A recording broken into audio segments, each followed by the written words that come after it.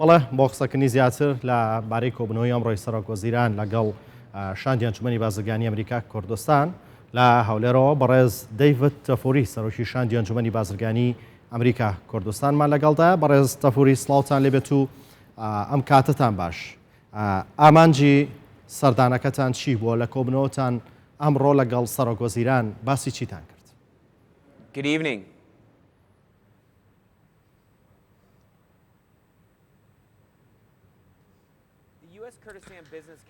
ئەنجومەنی بازرگانی ئەمریکا کوردستان ڕێکخراوێکی ناحکومیە و لەگەڵ ئەمریکاوە لەگەڵ کۆمپانیەکانی ئەمریکا کە لە هەرێمی کوردستان داوەبەرهێنار دەکەن. ئێمە هاتووینە ئێرە بۆ ئەوەی گفتوگۆ لەبارەی وەبەرهێنان بکەن و هەروەها وەبەرهێنەرە بیانیەکان لێرانە زیاتر بکەین. مادام ما بحثا وەبەرئانی ناوەواری ما کوردستانی کرد گرێدای وێ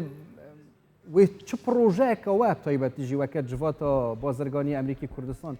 لە هەرێما کوردستانی هەبە چه پروژەیەکی ئەم دێ ببینین؟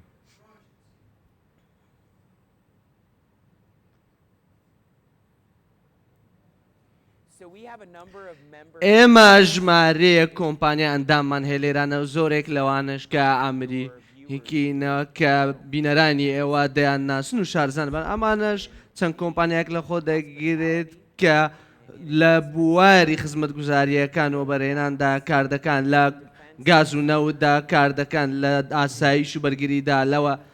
پەروەردا هەروەها ڕێکخراونە حکومیەکان دەکات هەموو ئەمانە لە کوردستان کار دەکەن بۆ چاوی چەندین ساڵە کار دەکەن و لەوە بەرهێنانەکانیاندا زۆر سەرکەوتوو بوون و دەخوازن کەەوە بەرهێنەرەکانیان لێرانە لە کوردستان زیاتر بکەن. بەڵێ حکوومەتی هەرێمی کوردستان با تایبەت کابینەی نۆیەم ئاسانکاری هێژگار زۆری بۆ وەبەرهێنەرانی بیانی کردووە و ئەمە بۆ ئێوە و بۆ وەبەرهێنەرانی دیکەی بیانی تا چەند گرنگە؟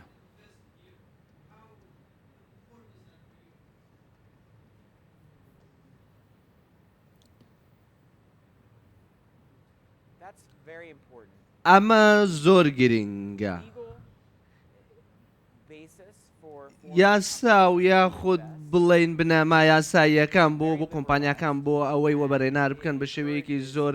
سربەستی و لێبرالی هەروەها وا دەکات کە بۆ بەرهێنەران یاساکان تاتبیق بکەن یاساکان بەرجەستە بکەن و لەگەڵ کۆمپانیان خۆجێیەکاندا کار بکەن ئەمە بۆیە زۆر گرنگە کە بە شێوەیەکی دادپەروەری و یەکسان مامەڵیان لەگەڵ بکرێت و هەروەها بە شێوەیەکی یاساییانە بتوان ببنە خاوەنی ئەو زەویەکە کاری لێدا دەکەن و ئەو وەبەرهێنانانە ئەو داهاتێکە هەیەە بە شێوەیەکی یاسایی بۆ خۆیان بمێنێتەوە.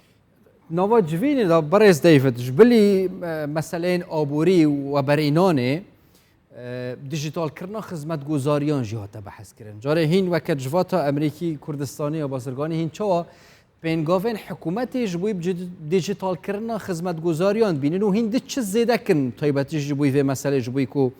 welatî zêdetir û pisanehîtir xizmetguzariya bi destxwe bîne pirêka elektronî yam dijitalkirinê.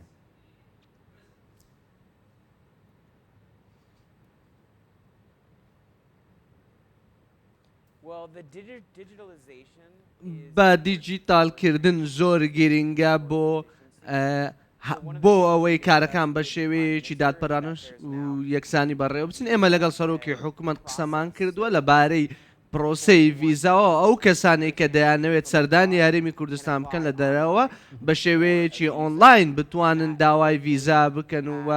بە شێوەیەکی خۆشبەختانە ئەمە بە شێوەیەکی باش دەچێتە پێشەوە بە دیجیتالکردن لە ڕووەکانی دیکەەوە وا دەکات کە بەرەو پێشچوونی باش و گرنگ بۆ حکوومەت هەرێمی کوردستانەوە بەرەبێنێت وایان لێ دەکات کە بتوانن هەوڵی باشتر بکەن ئەپلیکیشنی باشتر وە بەربێهێنن لەو پرۆگرامانەی کەوا دەکات کۆمپانیاکان کاری تێدا بکەن و هەروەها ژمارەی کارمەندانی کۆمپانیاکان کە کاری تێدا دەکەن و لەگەڵ کارەکانی حکوومەتدا خۆی بگونجێنێت. بەڵێ بەڕێز تەفوری بە بۆچوونی ئێوە پێتان وایە هەرێمی کوردستان ئێستا پێویستیە بە چییە؟ واتە لە چ بوارێک زیاتر وەبەرهێنان کات باشە؟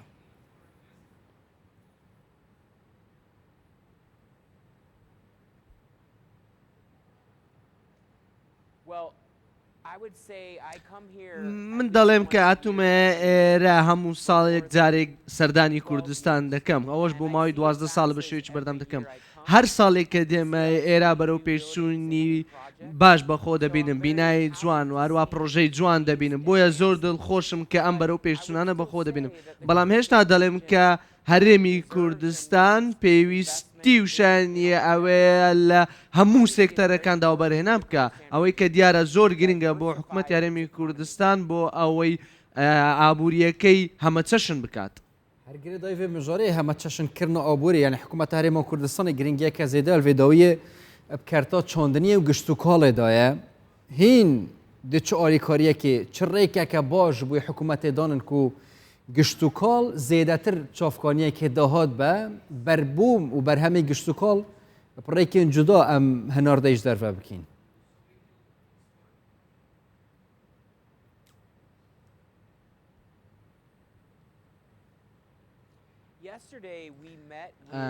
دوێنێ چاومان بە وەزیری کشتتوکال کەوت ئەو کارێکی زۆر باشی کردووە لەوەی کە هەم چەند بابەتێکی دیاری کرای بێکەوە کردووە و کە حکوومەت یاریمی کوردستان دەیەوە بەرهێنانی تێدا بکە و ئەمانەی هەموو کۆ کردوەوە ئەم پرۆژانێک کۆ کردووە کە وای کردووە بۆ کۆمپانیا بیانیەکان جێگای سەرنجی کۆمپانیا بیانەکان بێت و هەروەها ئەو کارانێک کە وەزارت کردووە وای کردووە یارمەتی دەربێت بۆ ئەوەی کە کۆمپانیا و بەرهێنەرە بیانیەکان ئەوانەی کە دەیانەوێت لە وەرەکەن ماوەدەکان بە جوانی بناسنەوە بزانن لە چ بوارێک دەیانەوێت و بەرهێنا بکەن دەزانم کە ئەمە بوارێکە کە حکوومەت یاریمی کوردستان یەکێک بۆ لە کارە پێشەکانی بۆ ئەوەی وەبەرهێنان و کاری باشتری تێدا بکەن باسان لەوە کرد کە ساڵ بە ساڵ کاتێک گەڕێنەوە هەرێمی کوردستان باڵەخانەی جوان پرۆژەی جوان بینای جوانە بینن لە هەرێمی کوردستاندا بەڵام هەندێک جار بۆچوونێکی جیاوازی شێ دەڵێن بوونی باڵەخانە و بینای زۆر هەندێک جار کردنی پارەیە بە بلۆک و بە شیش و بە چیمەنتۆ تا چەند گرنگە کامە بێگومان بۆ سیمای جوانی شارێک بینای جوان و باڵەخانەی جوان گرنگە بەڵام تا چەند گرنگە لەوە زیاتر گرنگی بە بواری پیشەسازی و کارگە و وەبەرهێنان بدەین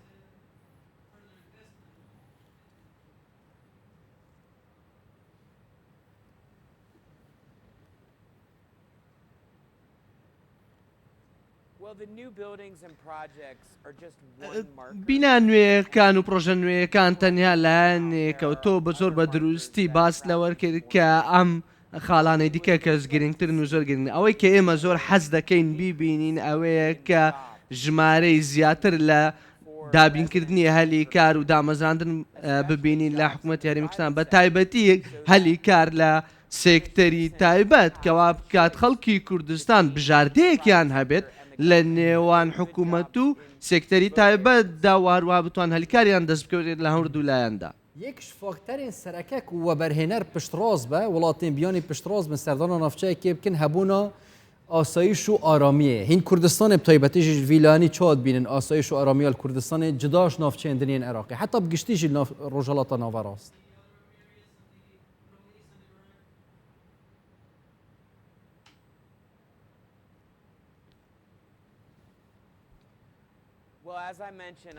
وەک ئەوەی ئاماژەم پێدا من بە چەندین ساڵە سەردانی کوردستان دەکەم و لە ڕاستیدا کارم کرد لە عێراق لە 2006 دەستم کرد بەکارکردن لە عێراق لەگەڵ وزارەتی دەرەوەی ئەمریکاوە لە 2006 و 2007 کە لێرە بووم وەکو دۆخی ئاسایش لە باشووری کوردستان زۆر سەقامگیرم لەو کاتەدا تەنیا لەو کاتانەشدا زۆر ئارام و سەقامگیر بوو بۆیە ئەمە بە شێوەیەکی بەردەوام ئێرە وای کردووە کە شوێنێکی سەلامەت بێتن هەرێمی کوردستان شوێنێکی سەلامەت بێتن و ئەمەش هەوڵەکانی سەرۆک وەزیران و جێگیری سەرۆک وەزیران و پێشمەرگە و وەزارەتی ناوەخۆ و هەروەها ئاسایشە کە کارێکی زۆر باش دەکەن لە هێشتنەوەی سەقامگیری لە کاتێکدا ئالنگاری زۆرێ هەیە کاریگەری دەرەکی زۆر هەیە کە هەڕەشە لەسەر ئاسایشی هەرێمی کوردستاندا دەکات بەڵێ بەڕێز دەیڤد تەفۆری سەرۆکی شاندی ئەنجومەنی بازرگانی ئەمریکا کوردستان سوپاس بۆ دەرفەتەی بێمەتاندا گەلەکس